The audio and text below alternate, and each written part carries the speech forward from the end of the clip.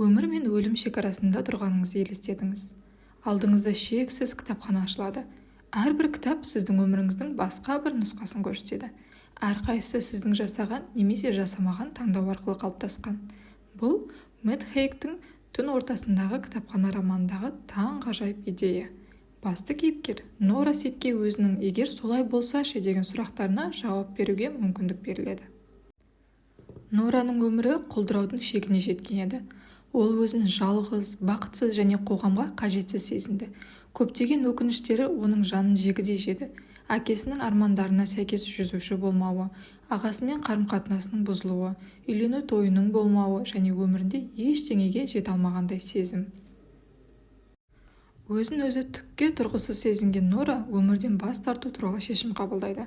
Бірақ ол өлімнің орнына ерекше бір жерге, яғни түн ортасындағы кітапханаға түседі.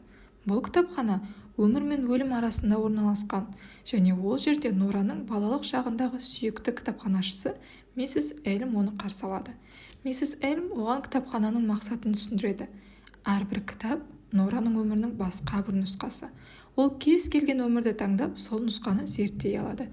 Егер сол өмір ұнаса, оны толық қабылдай алады. Бірақ егер ол бақытты сезінбесе, кітапханаға қайта оралып, басқа өмірді таңдауға мүмкіндігі бар.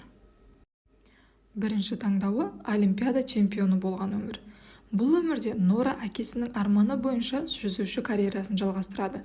Ол Олимпиада чемпионы атанып, әлемге танымал болады. Жасөспірім кезінде Нора жүзуде өте дарынды болған. Бұл өмір әкесінің арманы орындалғанын көрсететін еді.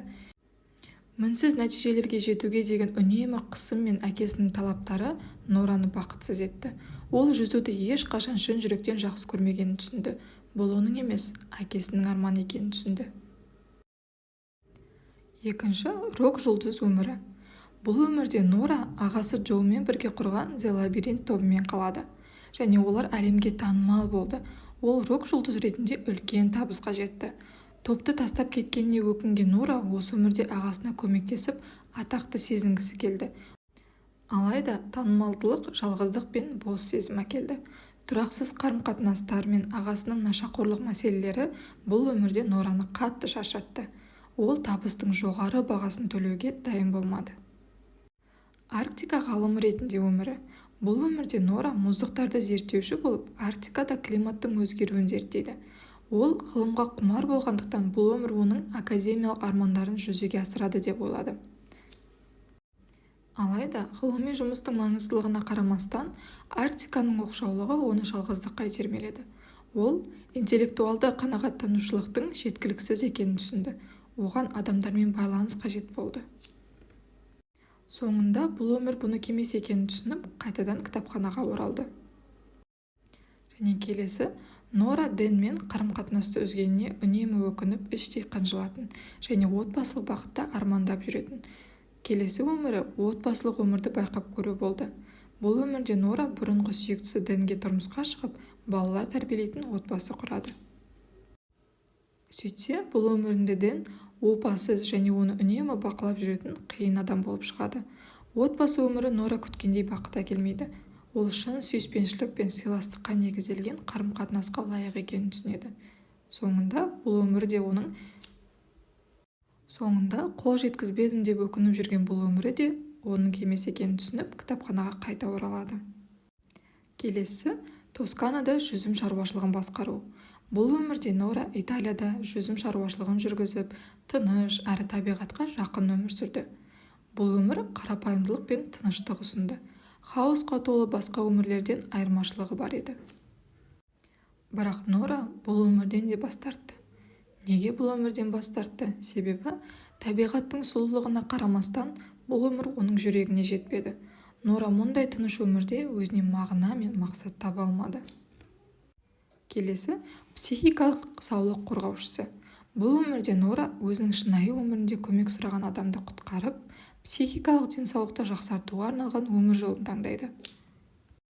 Ал түпкі себебі Нора адамдарға көмектесіп, өзінің бұрынғы күнәсін жеңе аламын деп ойлайды. Алайда бұл өмірде ол өзін шынайы емес сезінді. Ізгі істер жасағанымен бұл таңдау оның шын жүректен қалаған нәрсесі емес екенін түсінді.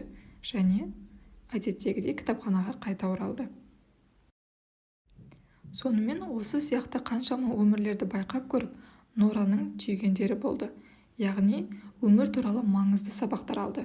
Біріншісі, өкіну алдамшы. Яғни ол өкінішпен елес еткен өмірлер шын мәнінде оның ойлағанындай керемет болмады. Екінші, бақыт ол ішкі сезім. Шынайы қанағаттану сыртқы жетістіктерден емес, қазіргі сәтті бағалаудан келетінін түсінді. Және соңғысы, мінсіз өмір жоқ. Әрбір өмірдің өз қиыншылықтары бар, ал шынайы мағына осы кемшіліктерді қабылдауда жатыр. Нора соңында өзінің бастапқы өміріне оралуға шешім қабылдады. Ол өзінің шынайы өмірінің барлық кемшіліктері мен қиындықтарын қабылдап, оны жаңа көзқараспен көруге дайын болды. Нора өмірді өкініштермен емес, мүмкіндіктермен көруге шешім қабылдады. Түсінгені, өмірдің мәні жетістіктерде емес, оның шынайы және толық өмір сүруінде жатқандығы болып шықты. Түн ортасындағы кітапхана өмірдің егер солай болса ше деген сұрақтарына терең жауап беретін, жүрекке жылы тиетін шығарма. Нораның саяхаты бізге балама өмірлерді қумауға, өзімізде бар өмірді бағалауға үйретеді. Бұл роман табандылықтың және өзін өзі танудың және таңдаудың күші туралы шабыттандыратын әңгіме. Назар салып тыңдағандарыңызға рахмет. Лайк басып, комментарий қалдырып, каналға жазылуды да ұмытпаңыздар.